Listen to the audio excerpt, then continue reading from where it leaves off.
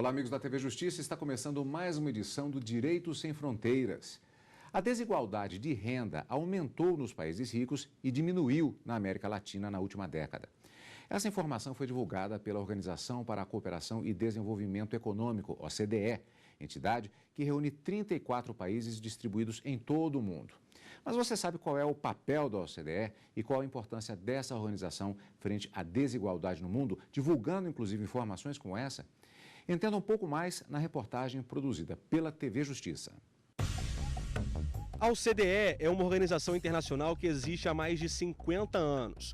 A sede fica em Paris, na França, e o objetivo principal é promover políticas para o desenvolvimento econômico e o bem-estar de pessoas no mundo todo. A organização atua de forma conjunta com os 34 países membros. Um dos grandes desafios é combater a corrupção e, segundo especialistas, o resultado já pode ser sentido em alguns países. A OCDE também se esforça para criar mecanismos que possam ajudar no crescimento de empregos e no desenvolvimento econômico entre os países. Para nos ajudar a entender as particularidades da OCDE, recebemos os nossos convidados aqui nos estúdios da TV Justiça, a quem eu agradeço pela presença. Primeiramente, eu apresento Rodrigo Estrela, subsecretário para Instituições Econômico-Financeiras do Ministério da Fazenda, e Marcos Valadão, doutor em Direito, presidente da primeira seção do Conselho Administrativo de Recursos Fiscais, o CARF, e professor universitário. Eu, como já disse, agradeço a presença de ambos para falarmos a respeito desse tema, que leva a uma situação que é muitas vezes de falta de conhecimento por parte do grande público sobre diversas entidades que existem em todo o mundo, uma formatação que inclusive é bastante característica do século XX, particularmente da segunda metade, pós-Segunda Guerra Mundial, que são diversas entidades que existem e atuam entre os países no sentido de se combater, como no caso, por exemplo, as desigualdades no mundo. Então, uma pergunta básica, para começarmos, o que é exatamente a OCDE e quais os objetivos da entidade? Aliás, eu farei até uma observação. Me parece, pelo que conversamos antes, que há visões diferenciadas a respeito, inclusive, das próprias missões da entidade. Por isso, eu pergunto se há aqui também uma diferenciação na visão sobre o que é e quais os objetivos da OCDE. Começa com o doutor. Obrigado, Cadu, pelo convite. Olha, a OCDE é uma organização muito ampla, que discute e vem evoluindo em várias facetas e influi de maneira muito profunda nos seus membros, né? Ela começou a se desenvolver na década de 60 e tem influenciado basicamente em dois pilares. Um pilar fundamental, que é na constituição da normativa econômica dos países membros, e numa outra, no acompanhamento da formulação de suas políticas públicas. Ela inicialmente, ela começa com países desenvolvidos. Ela é basicamente uma organização dos países da Europa Ocidental, dos Estados Unidos e do Canadá. A partir da década de 90, ela começa a incorporar alguns países do mundo em desenvolvimento. México e Chile já são países membros da OCDE plenos.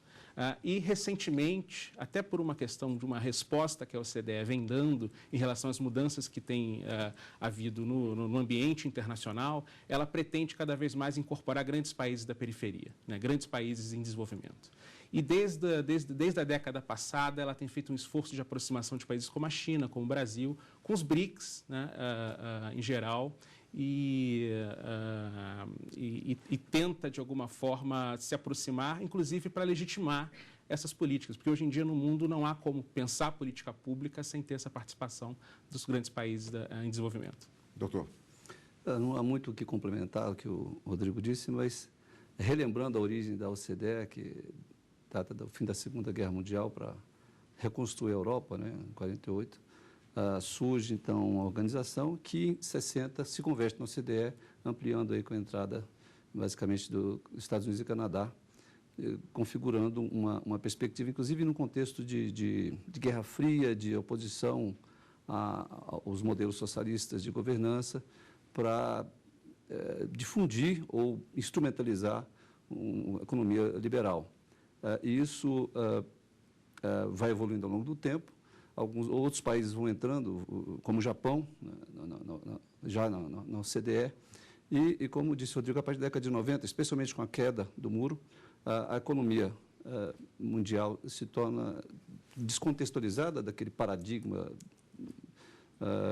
socialista que existia. Até a própria China rearranja a sua economia para uma economia de mercado. E as estratégias, digamos, da OCDE começam a se tornar mais globalizadas no sentido de atingir mais países. Então, essa perspectiva geopolítica da OCDE é muito importante. Ela, enquanto organização, ela deixa de ser organização de desenvolvimento dos próprios países membros para ser uma organização de estratégia geopolítica dos países ricos. Por isso é que a OCDE é chamada de Clube dos Países Ricos. Bom, essas organizações internacionais, nós tivemos alguns exemplos históricos, de certa maneira, pelo menos no primeiro caso, de certa maneira catastrófico, que é o caso da Liga das Nações, que é uma tentativa no início do século XX, ao final da Primeira Guerra Mundial, de uma organização mundial envolvendo diversos países, potências inclusive, no sentido de dar-se essa ordem que hoje em dia poderíamos chamar de globalização.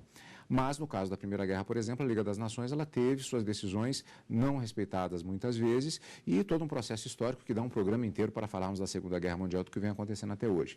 A minha pergunta nesse sentido é: o sucesso das organizações internacionais, as diversas que existem no mundo, no caso específico da OCDE, qual é o peso da entidade no contexto internacional na busca por esse combate à pobreza e à cooperação e desenvolvimento econômico? A OCDE ela vem progressivamente se aproximando desses temas de combate à desigualdade, né? Não era, digamos, o core, o principal dessa organização quando ela foi criada. Ela era basicamente uma organização para cooperação para o desenvolvimento econômico. Os temas sociais eles começam a aparecer justamente quando ela se volta para os países em desenvolvimento e ela se pretende cada vez mais, né, numa organização que discute políticas públicas. Então, esses países pequenos, eles mudam um pouco a agenda no decorrer da vida da OCDE. Sim, eu diria que a OCDE muda a sua própria agenda para se aproximar desses países pequenos. E aí, no caso do Brasil, é interessante, porque nós já vimos colaborando e cooperando com a OCDE desde a década de 90, final da década de 90. Ou seja, nossa colaboração com a OCDE já tem quase mais de 15 anos, né? O Brasil já participava e vem participando de vários grupos de trabalho da OCDE, de vários comitês da OCDE, em temas especificamente econômicos no início. Então, por exemplo, o Comitê de Aço, né? Vários comitês relacionados a commodities, a comércio de produtos agrícolas, porque, evidentemente, quer dizer, hoje no mundo não há como discutir aço ou commodities ou comércio agrícola sem a participação do Brasil. Então, quer dizer, de alguma forma, a participação do Brasil legitima as discussões na OCDE. Agora, os temas sociais, também é interessante a participação do Brasil, porque nós somos um grande laboratório dessas políticas, né? E onde, especificamente, essas políticas têm dado mais certo no mundo. Inclusive, esse relatório da OCDE que é citado, que você citou, Cadu, no início do programa, ele cita o Brasil como um dos exemplos mais bem-sucedidos de políticas sociais. Nós começamos exatamente falando a respeito deste relatório da OCDE, que fala a respeito da situação na América Latina, e especificamente em relação à desigualdade de renda. Me parece que a OCDE tem um papel importante também, exatamente, no sentido de mapear esse desenvolvimento econômico nas diversas regiões dos países membros. De que maneira isso é feito? Não é só desenvolvimento em si. A OCDE tem uma metodologia de trabalho muito interessante, que eles trabalham com estatística, os estudos são feitos de maneira científica, então para detectar os problemas. Não é feito apenas com vontade política, digamos assim, é feito em dados. A coleta de dados é muito bem feita, é feita de forma científica, e não só nos países da OCDE, mas é bem abrangente, e a partir da coleta de dados envolvem estudos e fazem discussões amplas com participação inclusive de países que não são membros, o que tem acontecido, com a participação cada vez mais forte de países não membros. E esses estudos são relevantes, não é só na área de desigualdade, na área de desenvolvimento social mesmo, educação, ambiental, todas essas áreas relevantes para o desenvolvimento sustentável são consideradas nos estudos, né? Essa busca da OCDE, né, de se legitimar junto aos grandes países da periferia, os grandes países em desenvolvimento, né, ela levou à eleição, digamos, pela organização desses key partners, né, desses parceiros-chave, que hoje são Brasil, são os países do BRICS, Brasil, China, Índia, Rússia e África do Sul e Indonésia. Talvez tenha isso a ver um pouco com a OCDE. Se você olhar os documentos da OCDE, é preciso que os países tenham democracia, são países democráticos, tem liberdade de imprensa, essas liberdades básicas sejam não intervencionistas. Talvez essa questão da Crimeia, como o Rodrigo colocou, tenha sido... Eu não conheço o documento da OCDE, as discussões internas que resultaram no hold do processo de acesso, mas deve ter alguma coisa nesse sentido. Nós vamos para um rápido intervalo e eu já vou adiantando alguns aspectos que eu gostaria de perguntar no próximo bloco, que são os diversos painéis, os diversos temas abordados pela OCDE, que não são apenas relativos à cooperação, ao desenvolvimento econômico. Há painéis bastante interessantes, há temas bastante interessantes de estudo, como a participação empresarial responsável, combate à corrupção. Vamos analisar isso logo depois do intervalo, quando nós voltarmos para continuarmos a nossa conversa sobre a Organização para a Cooperação de Desenvolvimento Econômico, OCDE, e a desigualdade no mundo. Daqui a pouquinho, logo depois do intervalo, não saia daí. Vem aí o 3º Congresso Internacional de Direito e Contemporaneidade, entre os dias 27 e 29 de agosto, em Santa Maria, Rio Grande do Sul. O evento é voltado para estudantes e para profissionais do direito e oferece vagas limitadas. Informações e inscrições pelo site.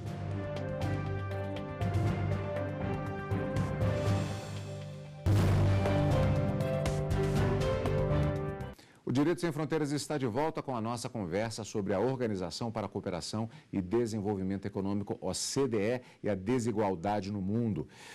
Antes de falarmos a respeito do tema que eu já havia adiantado ao final do bloco anterior, sobre as diversas áreas em que a OCDE atua, inclusive com relação à corrupção, combate à corrupção, o papel empresarial responsável, antes há um ponto específico que eu gostaria de perguntar, que é com relação ao chamado Acordo Marco da OCDE. Do que se trata exatamente? Qual a importância para o desenvolvimento das atividades da OCDE, particularmente nesse século XXI que nós já estamos quase daqui a pouco finalizando a segunda década desse século? O Brasil ele assinou recentemente com a OCDE um acordo marco de cooperação, né? Nós já vínhamos cooperando com a organização há bastante tempo, mas essa cooperação se dava de maneira muito fragmentada. Vários órgãos de governo participavam dos órgãos da OCDE, e de alguma maneira isso não havia uma instância de sistematização dessa cooperação, né? O acordo marco que a gente recentemente assinou com a OCDE, ele sistematiza essa cooperação, ele cria uma instância de reavaliação periódica de como essa cooperação tem se dado. Então a OCDE, com órgãos do governo brasileiro e com órgãos específicos que vão ser responsáveis pelo monitoramento dessa cooperação, vão se reunir e vão estabelecer um programa, né, de cooperação bianual. Então você terá, digamos, um horizonte para essa cooperação, de alguma maneira. Essa participação fragmentada tem alguns exemplos bem específicos e importantes. Por exemplo, o Brasil aderiu ao Tratado de Combate à Corrupção, que é um tratado firmado no âmbito da OCDE, e participa desses trabalhos. O Grupo de Lavagem de Dinheiro, né, que é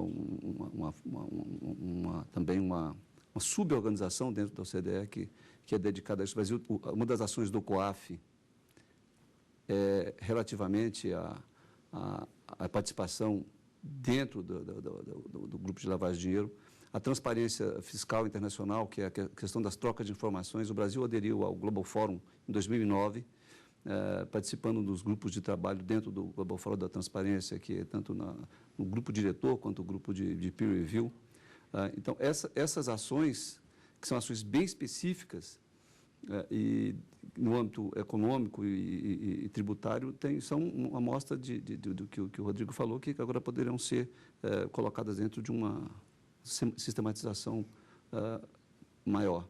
Mas a questão, uma das questões da OCDE, de trabalho dentro da OCDE, é justamente o que eles chamam de peer review, que resulta, na verdade, num peer pressure, né, uma pressão, porque se o país, mesmo não membro, não segue o que a OCDE entendeu, depois de estudos, etc., como uma metodologia mais adequada, eles sofrem pressão para modificar suas estruturas naquele sentido. O que seriam exatamente esses sistemas, professor? O peer review é um sistema de revisão dos pares.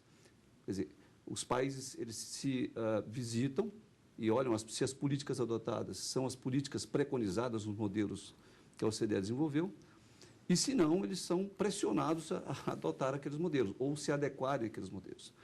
Então, esse é um risco estratégico de adesão ao OCDE, porque você começa a ter limitações de implementação de políticas.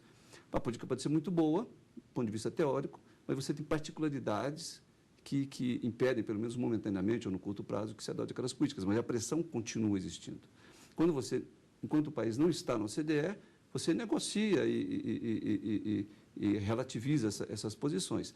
Mas, uma vez membro, você tem que se adequar. Como é que fica a posição do Brasil, frente, inclusive, a essa situação? Ele tem um poder maior de barganha, porque, de uma maneira ou de outra, inclusive, o Brasil ainda é uma das maiores economias do mundo, não tão grande, é claro, como em relação aos Estados Unidos. Mas como é que fica a posição dele nessa situação, inclusive pela posição dele de key partner e também a partir desse acordo marco? O Brasil, esse acordo marco, ele não, em um momento, ele sugere que o Brasil se tornará um membro pleno da OCDE. Né? Ele sistematiza uma relação que já vinha de muitos anos. Né? A gente tem várias diferenças com a OCDE em temas, digamos, chave do ordenamento econômico. Né? O professor ele citou a questão tributária, e a gente tem várias diferenças em relação à questão tributária com os modelos da OCDE. Tem questões também de proteção a investimentos, em que a gente tem diferenças em relação à OCDE, diferenças inclusive constitucionais. Né? Um país membro da OCDE ele tem que, por exemplo, admitir a expropriação indireta e cláusulas, por exemplo, de solução de controvérsias investidor-Estado, algo que no ordenamento jurídico brasileiro não é aceitável. Então, quer dizer, esse tipo de... uma eventual decisão de uma entrada, né, do Brasil na OCDE, ela teria que ser tomada em níveis altíssimos, né, e exigiria, inclusive, um esforço do Congresso Nacional para mudar mecanismos do nosso ordenamento constitucional. Então, eu acho que isso não está, digamos, num horizonte de curto prazo, né, e é preciso ser analisado de uma maneira muito estratégica. Né. Agora, ao mesmo tempo, cooperar e participar de vários desses comitês, né, nos dá a vantagem de saber também de que forma o ordenamento jurídico internacional nos países desenvolvidos tem se desenvolvido. No caso tributário, por exemplo, o Brasil tem participado de uma das iniciativas da OCDE, que é o BEPS, né, que é o combate à erosão de base fiscal, né, e de transferência de lucros. Né. De alguma forma, ao participar, o Brasil tem tido uma certa capacidade de influência. Um país como o Brasil não pode absolutamente ficar alheio, tem que participar e, se possível, efetivamente colocar suas posições de forma a influenciar a modelagem, que é o que o Brasil fez, inclusive, no Global Forum da Transparência. Alguns desses temas, alguns desses comitês que existem na OCDE, eles naturalmente já surgiriam por serem temas tradicionais aos temas que são debatidos, como, por exemplo, a questão da tributação, mas alguns temas, eles seriam novidade, por exemplo, a questão do comitê sobre participação empresarial responsável e até mesmo da corrupção. Isso também funciona como um termômetro a respeito de temas que passam a se tornar importantes nesse debate internacional? Certamente. Cada vez mais a OCDE ela antecipa, de alguma maneira, os temas que vão ser debatidos na arena internacional mais ampla. Esse tema de a conduta empresarial responsável, que é algo muito caro para o Brasil, né, porque é justamente um país que recebe capital, né, estrangeiro e que tem a grande maioria das empresas transnacionais aqui. Né, na OCDE você consegue, de alguma forma, fazer essa revisão entre pares e, de alguma maneira, perceber de que forma as empresas tentam tirar, digamos, vantagem dos diferentes ordenamentos jurídicos, né, nacionais. A questão que a gente coloca é que a ótica, em princípio, é a ótica dos países ricos. Né? Mas na prática da OCDE, os relatórios da OCDE são muito claros nessa promoção. Né? Isso não há dúvida. Agora, um outro aspecto interessante no caso da corrupção, eu quero dar um detalhe, mas interessante, é que durante as discussões, na implementação do acordo de combate à corrupção, muito foi falado que o Brasil devia aprovar uma lei proibindo a dedução do pagamento de corrupção para as empresas. Isso no Brasil nunca foi permitido. A legislação brasileira não permite a dedução de pagamentos contrário à lei. O que, por incrível que pareça, em legislação de outros países da OCDE era permitido. Por exemplo, se uma empresa estrangeira pagasse uma propina para um funcionário de um país, de um terceiro mundo, ele poderia deduzir a propina na base do imposto de renda. Isso, há até algum tempo atrás, em alguns países da OCDE era permitido. No Brasil, nunca foi permitido. Então, nas discussões, quiseram que o Brasil alterasse a legislação para não proibir isso. Não tem que alterar, porque já é proibido, sempre foi proibido. Então, algumas coisas, na verdade, nesses aspectos, o Brasil até, pelo menos do ponto de vista legislativo, estava mais avançado, né? Na década de 90, o combate à competição tributária internacional e aos paraísos fiscais, por questão de falta de transparência das informações, andavam juntos, esses dois temas. Porque os paraísos fiscais foi exatamente isso. Eles têm tributação baixa e pouca transparência na troca de informações, ou no fornecimento de informações, quem é dono das empresas, etc. A partir do início desse século, com o 11 de setembro, os ataques terroristas, o foco ficou muito mais na questão da informação, da segurança de quem é o recurso, onde está o recurso, de onde veio o recurso, do que a questão da tributação em si, da baixa tributação. Com a crise financeira de 2007, 2008, isso ficou mais evidenciado. Então, todo o foco da OCDE nesse aspecto concentrou-se no Global Forum da Transparência Fiscal e a questão mesmo da baixa tributação, e aí eu volto para o que o Rodrigo falou, da baixa tributação ficou à parte. Hoje, o critério de paraíso fiscal, entre aspas, do modelo OCDE que o Brasil participa é existência de informação segura, garantia que, mediante um acordo, o país passa a informação tributária para o outro e que mantém o sigilo dessas informações dentro do fisco, não tem sigilo bancário, etc. Isso é um modelo. E a baixa tributação? E isso ficou fora do padrão hoje. Mas o padrão brasileiro ainda considera isso. Hoje, países que não têm informação sobre quem é o sócio da empresa, quem é o destinatário final do recurso, países com tributação abaixo de 17, já foi 20, as alíquotas do imposto de renda vêm abaixando, né, no mundo. Isso, inclusive, gera mais concentração de renda, que é outro problema, desigualdade. E o Brasil, recentemente, abaixou de 20% para 17% a alíquota para se definir o que é um país com tributação favorecida. Então, o Brasil usa os dois critérios: baixa tributação e falta de transparência nas informações societárias e fiscais. Qualquer um desses requisitos implica estar na lista de países ou jurisdições com tributação favorecida, que, na verdade, tem um tratamento tributário diferenciado. Essa linha é a linha do BEPS. O Brasil participa ativamente lá no Fórum da OCDE. Os últimos 20 anos têm presenciado uma diminuição das alíquotas do imposto de renda. Isso faz com que, evidentemente, concentre-se a renda. Então, é um dos fatores, né, que implica a concentração de renda.